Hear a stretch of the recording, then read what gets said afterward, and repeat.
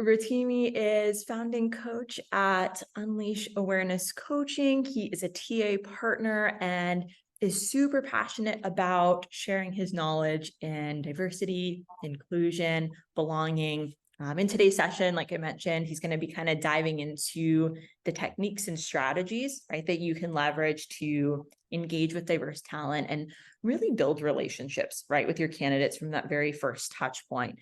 And this has kind of been a running theme, right, throughout our sessions over the last couple of days is candidate relationship building. That's really at the heart of everything, and really finding, right, those moments and those topics, those key elements that are going to resonate with your candidate and their persona. So as Rotimi and I were connecting on this session ahead of the event itself, we really wanted to create a space for conversation, right, and learning. And so that's what this conference, right, is all about. So as you've gotten into practice doing over the last couple of days, right, share your thoughts and perspectives in the chat, ask questions. We're definitely looking forward to your engagement. And with that, Rotimi, I'll let you take it from here. And I'll stop sharing my screen so we can all see everybody's faces, but I'll let you kick things off. Amazing. Thank you so much. So I'll just get right into it because I think in talent acquisition, we understand that so many recruitment teams struggle engaging with top talent. Now, I reckon this is because oftentimes organizations exist in old paradigms of talent acquisition. They're not strategic enough in their talent sourcing or engagement approach. So as a precursor to this conversation and to ensure this is relevant for you and for your organization, I would like you to reflect on your organization's approach to sourcing neurodiverse talent, their approach to sourcing queer talent, to sourcing women, to sourcing talent from competitors. And throughout our time together, as we begin to explore some of the models which companies like IBM and DocuSign have leveraged, really think about that as you explore how these modules might be suitable for your organization. Because what I've seen is that many times organizations simply rely on the organic pipeline that's generated from their job postings, or they simply rely on the success of a handful of their recruiters' personal brands. And the vision that I'm communicating today is how organizations are able to really come to the forefront of accessing diverse talent networks by carefully crafting their employer brand, carefully crafting their candidate messaging to ensure that they're able to build resonance with these diverse communities of talent. Now, I think it's very clear that what we're talking about today is important because until organizations are able to step into this new reality of understanding how target communities of talent engage with your business brand, and leverage that awareness to create recruitment experiences which resonate with top talent, your organization will be unable to fully take advantage of the innovation potential which comes with having a diverse modern workforce. So a little bit about me and where my interest in this comes from. I've gone through a new hire experience at some of the world's largest brands, and I've been very focused on ways that they're able to improve not only their candidate experience, but their new hire experience. I spent the last 2 years working in full cycle recruitment and talent marketing at IBM in Toronto, Canada. And that's allowed me to become very keenly aware about how this lack of awareness, regarding how to properly communicate your employer brand with external talent audiences, coupled with the lack of internal frameworks, so ERGs, internal communities, to support the employee experience of your diverse talent pools, again, really influences the retention of that top talent. So the core of what we're going to be exploring is how we can create organizations or how we can optimize systems within your organization to be able to more strongly build resonance with diverse communities of talent. So for new recruiters in the audience, what can you expect out of our time together? Really, this is a roadmap through which you're able to generate a sustainable pipeline of diverse talent. So we're going to transition from focusing solely on sourcing candidates, but how can we source partners, So whether that's with universities, diversity organizations, skills development organizations, and through that, lay the foundation through which your organization has direct access to top talent pools across the country.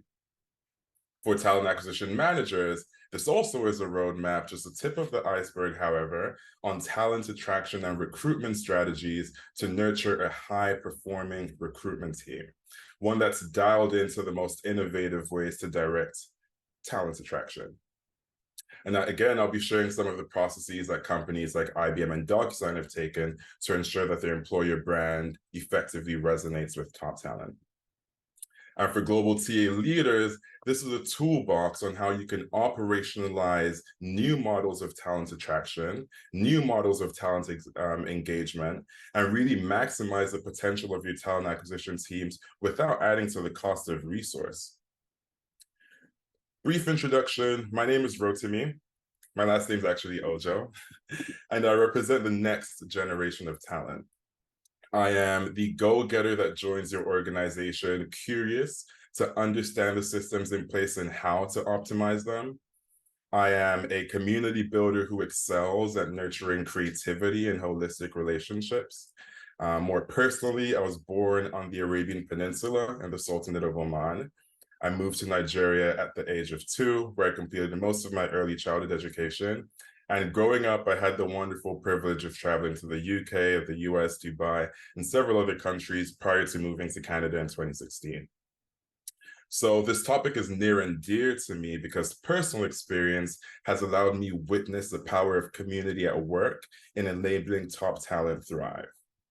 Okay, because especially as you've gone through the past 2 years, if it's taught us anything, it's that we really do need to recognize the individuality of talent in the room, how to ensure that as an organization, we're creating the conditions for them to thrive, regardless of what they're experiencing and their personal circumstances, how they're able to show up with strength at work, because that's the only way they're able to effectively contribute to your company's mission. So before getting into the meat of our session, I'd like to give a huge thank you to the content development team at Hire Easy and the folks I've been connecting with over the past couple of months.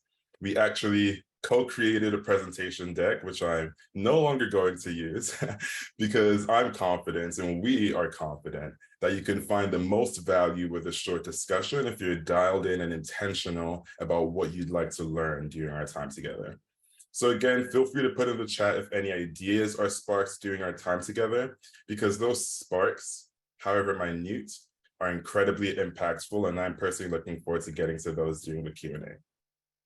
So a little bit breakdown of the structure of what we're going to be discussing today. We're really going to be looking at the end-to-end candidate experience. So prior to candidates joining your organization, where do they find the opportunities to join your company? What is their first impression of your employer brand, and does it resonate? And how are we as talent acquisition professionals able to assess whether it resonates with these communities? Now, say it does, and say a candidate has successfully applied to a role at your organization. What is their experience interviewing to join your organization? Who is on the interview panel? Does the interview panel represent the diversity of folks that you're seeking to join your organization? And again, give your organization the benefit of doubt. Say it does. What employee experience initiatives are present? And are those being continuously assessed and improved so that, again, we can increase retention, we can increase the performance of top talent when they do join our organization? I'm of the opinion that recruitment doesn't and shouldn't end with filling seats. So also, how can your recruiters play a significant role in contributing to retention? And that's also a little bit of what we're going to be exploring at the end of this keynote.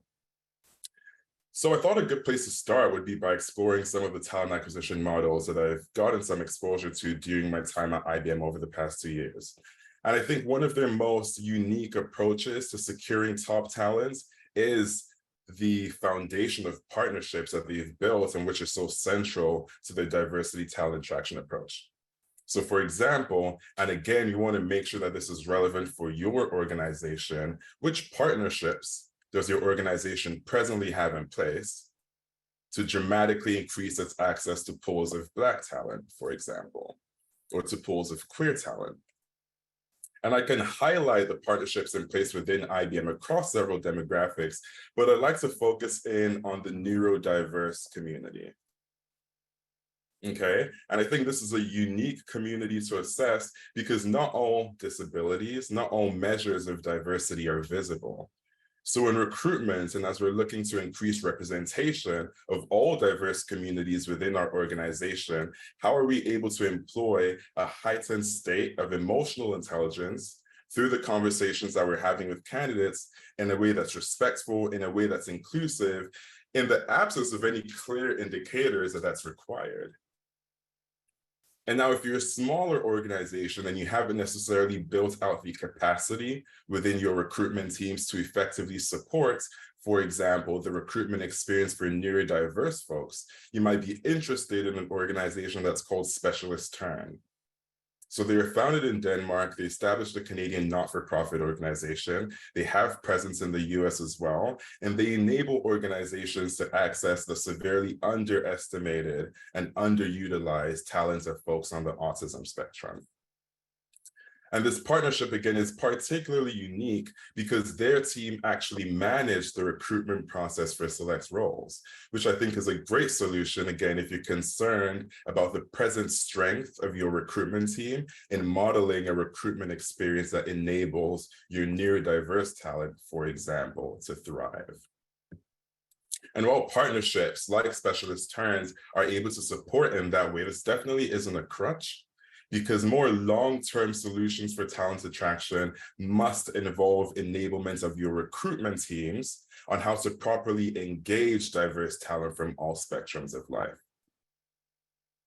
So through this very quick example of how partnerships are able to, one, strengthen our access to underrepresented talent networks, I'd like to quickly recap what some of the benefits of this partnerships model has been at IBM, and also the potential that it has for driving talent attraction for your organization. Well, one, in which I just mentioned, is that it promotes your organization's brand presence among underrepresented and often hard to find talent networks. It offers a direct link of visibility between your company brand and diverse talent networks, which is absolutely invaluable. Two, it also allows you to begin creatively framing your messaging and your recruitment experience to reflect the values of these diverse communities. Those partnerships are a hub through which you're able to build an understanding with your partners of what is valuable to support their talent thrive during the recruitment process. So whether that be the common accommodations that are required, or you're given with a sharper understanding of relevant points from your company's value proposition, which are particularly beneficial for these communities. And I think you'll naturally find that your recruitment model will then shift to one which is more value-oriented, already is able to build resonance with these communities because of that awareness that your recruitment teams is equipped with, not only on how to handle conversations with diverse communities, but also what is required to enable them thrive during the recruitment process and ultimately when they do join your organization. And during the next bit, towards the end of this keynote, we'll be discussing more considerations around the organizational culture piece on how to ensure that when you do successfully attract, successfully recruit, successfully employ diverse talent, the frameworks are present within your organization to allow them to succeed. And again, the exciting role that recruiters are able to play in nurturing a dynamic employee experience. Because it isn't common that we find recruiters really impacting the employee experience initiatives that are present in organizations through ERGs, through these partnerships. And so for new recruiters in the room, I'd like you to dial in to ways that you're able to create an impact for your employers beyond simply filling seats. And I'd like to highlight a last bonus of partnerships. And this is particularly for businesses that really do have the capacity to go the extra mile. Because one of the benefits of partnerships is that you're equipped with also where the skills gaps exist within these diverse communities. And you're able, if you are, to create programs that actually focus on upskilling this talent. So it'd be STEM education programs in schools or in locations in which you source most of your talent from. Or it might simply be leveraging the partnerships in place to actually make their existing skills development programs more relevant for your organization. And you might be wondering, how do you do that? Well, you increase the representation of your recruitment team, you increase the representation of folks that are working on the business at partner-led programming. You share about the common skills that your team is looking for. You get your VPs of talent attraction to speak to the skills roadmap of 2030 and how you're seeking partners that are able to contribute to nurturing that pipeline of talent and that pipeline of skills. So there really is an opportunity here to focus on building bridges for the long term, because I reckon that when we do, the power of our organization in attracting talent that could be the so-called golden unicorn of candidates will actually increase. And so that's a little bit about partnerships. So for the next bit of our time, I would like to explore more of the employee experience side. I think we're clear that partnerships are able to redefine our candidate search strategy. So we're not simply relying on LinkedIn, but we're tapping into talent networks that already exist. But let's explore how recruiters can transition from that, okay? Because take, for example, a LinkedIn search. Within the Canadian context, a LinkedIn search might exclude Indigenous communities of talent that have limited access to internet. So that's where those partnerships come in, and fortifying your organization's presence within these communities, building that understanding that your organization is there to do the work of connecting with them, understanding where the gaps might be, building bridges, offering opportunities for them to connect with folks from the business and develop their own understanding of what's required to succeed in your organization. Because psychological safety and the trust that talent has in your brand is so crucial for them to even send in an application in the first place. Talk less of them performing at their most optimum level when they do join your organization. So for the next bit of our time together, let's explore then how, let's say you have the partnerships model in place, how can you then ensure that your messaging is relevant to these target communities? And for that, I would like to highlight DocuSign, which during my time there has an incredible model for doing this. So I was a part of the DocuSign Diversity Recruitment Board, and the whole goal of this board was to iteratively assess the extent to which their messaging resonates with diverse talent. So both from a talent marketing and communication standpoint, okay, so functions which exist outside of the core recruitment function, but nonetheless contribute to effective talent attraction. And then also we have naturally recruitment events and the way our recruiters show up in their talent marketing efforts. So this diversity and recruitment board consisted of our head of outreach and inclusion, okay, guiding us through the importance of partnerships and their role in promoting DocuSign's brand presence. So I want you to think about this relative to your organization. It had our US talent acquisition managers and recruiters providing insights into the challenges of the existing talent marketplace. What are you hearing during your interviews? How are we able to increase our competitiveness when we source talent from these communities? And that's not only from a monetary standpoint, but an employee experience standpoint as well. The board consisted of VPs of sales across different geographies, different business units, again, advising on that skills roadmap of the next generation of talent. Core skills that are required to significantly advance the performance of the organization in a way that's reflected to their shareholders. And this board also included individual contributor sales folks, of which I was one at the time, to share of their own experience within the organization. What has supported them in feeling belonging or not, and collectively, with this board that's consisting of cross-functional leaders, folks that are really invested in pushing the boundaries of what's possible within talent attraction, within diversity talent engagement, okay, with a clear focus on driving resonance with top talent. So let's focus on some of the actionable steps that came as a result of this. One, company brand awareness decks were created, talk tracks that were uniquely catered to the specific audiences that we were reaching out to. So it's not a singular deck that we're using when we go to source neurodiverse talent and we go to source women and we go to source veterans. No, we're catering our messaging towards these communities at the time that we're going to connect with them. And I'll share a couple more examples about that in a second. They would incorporate employee stories in the company messaging. So going away from mere historical facts, this is our organization, this is when we started, this is what we do, and a generic call to action, come apply for this job. That doesn't work anymore. We'd have a weekly or bi-weekly sync based on the existing needs of the business, the roadmap in terms of the hiring forecast, the quality of talent that was required to join the organization in X given time, working with our recruitment teams on how they were able to procure a sustainable and long-term pipeline of folks that really trusted the business, okay, and the quality of experience that they would have should they join our organization. And then also how we're able to leverage ERGs, employee resource groups, how we're able to not only maintain a strong community within our organization, but how we can build through that internal community to grow interest in the company from diverse communities externally.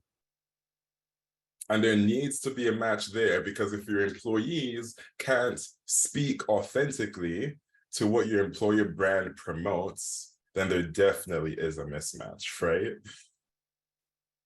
So I said I'd share a couple of examples about how to tailor that messaging so it's unique to the communities of talent that you're going into. Well, one, if you say we'd like to hire more women, are we inviting prominent women leaders within our organization to speak to their journey of growth with your company? If you'd like to hire more veterans, are we speaking to the mental health resources available and the backbone of community support, which has enabled other veterans thrive within our organization? If we'd like to hire more queer or more Black talent, what are the frameworks of career development which enable these demographics upscale in a way that increases their likelihood of career progression? Within year one, within year two, what mentorship programs are available, what events allow them to explore their unique strengths and follow their passion for the way that they want to grow their career. These are the considerations that are top of mind for top talent. This is what they want to understand your organization is able to give to them, because only then are they able to contribute to your organization's mission, understanding that they are fully cared for. And one of the most important ways for your organization to recognize the diversity of the folks that you'd like to join your organization is by simply recognizing it. It's by quitting the cookie cutter approach and adopting a customized model, which communicates confidently your company's value proposition for diverse communities. And that's because representation at recruiter events matters. Representation on interview panels matters. The way you communicate your company benefits and internal company structures matters. Because the quality of your organization is being assessed by candidates on the degree to which you're able to recognize and cater to their uniqueness, their individuality, the extent to which you're able to set up a building block that is sustainable for them on their career journey. And so we need to shift the focus to the folks that are the very bloodline of our organization accomplishing their mission. And that requires your recruitment teams, it requires the folks that operate in the business, it requires that your business leaders are able to effectively communicate that value proposition to whoever is before them at the time. Now, I didn't feel like I could wrap this up without mentioning artificial intelligence. So I'm going to mention artificial intelligence, and that's it. But no, as artificial intelligence grows its usage in human resources, I believe the recruiter role is naturally going to evolve into that of talent partners with hiring managers, talent partners with external organizations, and naturally talent partners that are at its core responsible for procuring that long-term pool of talent. So in terms of your organization's relationship with its talent acquisition structure and its recruitment teams, your recruiter and your DI enablement must be advanced. And it must be advanced because the state of the world today asks for it. It must be advanced so that your recruiter's personal brands and the way that your recruiters show up in social media reflects the company mission and the company vision. And how do you equip your recruiters with unified messaging that is able to effectively speak to the selling points that early career talent would find in your organization, that senior talent would find in your organization? Well, you need to have talent attraction assets. You need to have decks that exactly speak to that. So when your recruiter has an interview the following day, they're able to quickly assess, okay, this folk is technical. This is what we found that technical folks benefit most from their experience with our organization. How can we speak to that and ensure that the messaging around that is unified? Okay, because your recruiters are also translating these talent acquisition priorities to your hiring managers. Recruiters have a role of influence and a role of authority in promoting diverse representation on the interview panel, educating hiring managers on the talent acquisition frameworks for partnerships and why it's important that hiring teams are indeed actively reviewing these sourced candidates. And that's where noticing the skills gaps come in. Because if you're working with a hiring manager who's so focused on just filling the role for tomorrow, is your recruiter equipped with information on the ROI that these diversity partnerships have had on business performance? Are they equipped with an awareness of instances in which top talent has joined the organization, has stayed with the organization, and has been able to really create an impact in their role? This is what recruiters need to be able to very confidently communicate, not only to external audiences, but internally, because it's a fuel that they're going to use to build community through ERGs, through conversations with other employees, through conversations with new hires. It's a fuel that they're going to use to influence hiring managers to pay closer attention to the importance of drawing in a diverse pool of talent, and especially working with dissenting hiring managers that just want to get the hiring ticket filled as soon as possible. Okay, so that's a final bit. So really, you need to be able to equip your recruiters. You need to be able to recruit. So you need to be able to equip folks that are committed to advancing diversity within your organization with shareable internal knowledge that demonstrates that the partnerships we have with X are actually valuable because these are the ways that it contributes to our company's mission. These are the ways that it contributes to our company's business. Because if you set up all these partnerships and you frame the way you're messaging candidates and your hiring managers aren't on board, or your hiring managers don't see the value, then this could very well fall flat by the time these candidates are being reviewed by the hiring team. So to close, I'd like to give a huge shout out to recruiters, because there's absolutely no way your organization's mission can be accomplished without the mission critical role of recruiters. The role that they play in contributing to the employee experience, the role that they play in guiding your hiring teams to understand the importance of diverse talent, the role that they play in sharing your company's mission, your company's vision with external talent audiences, and really being champions for your organization. And we need to invest in enabling our recruiters to effectively translate those talent acquisition priorities to candidates. We need to invest in our recruiters so they're able to effectively drive efficient working relationships with our hiring managers. We need to invest in our recruiters so they're able to be creative in advancing some of these changes relating to partnerships, incorporating feedback from multiple layers and multiple chains of the organization so that your organization, powered by recruiters, are able to effortlessly attract, engage, and eventually retain top talent. And so if you'd like to continue this conversation afterwards, if you'd like to explore how some of these models can be practically applied within your organization, feel free to reach out on LinkedIn. And I'm definitely looking forward to the Q&A and answering some of the questions that came up during this conversation.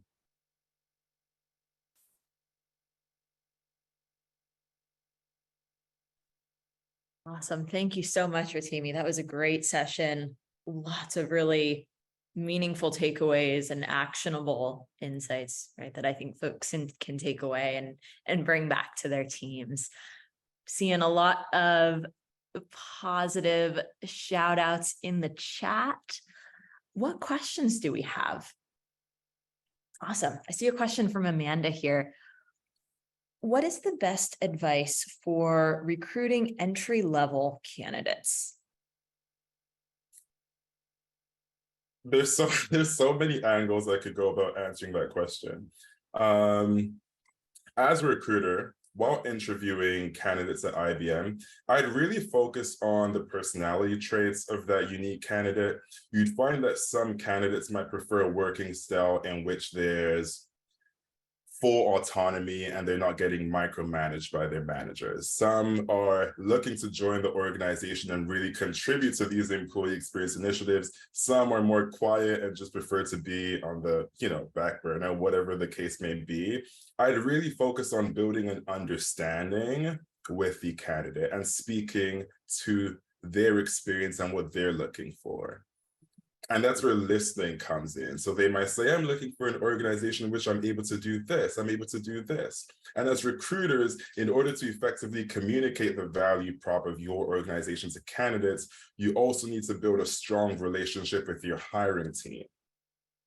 Ask the hiring managers, what's a day in the life of this role? What's the career progression for this role? When they do join, when would they be looking to go into their next role? That information doesn't come from the recruiter themselves. It comes from the hiring team. So you need to see yourself as a pillar and as a bridge where you're able to connect the uniqueness of the role that you're recruiting for, the uniqueness of the team that you're recruiting for, with the unique experiences that early career talent might be seeking when they do join your organization. And that would be my best response. Awesome. Thank you for that. Amanda says thank you as well. And I think definitely that connection, right, between hiring manager, recruiter, and the candidate, it's like the trifecta, right? You have to have all three kind of really aligned to create that right experience. And especially for, new grads, folks in their early career, giving them that space to kind of enter into the workforce confidently and feeling like, okay, yes, this is the right fit for me. This is going to be a meaningful first step in my career. Absolutely. Totally.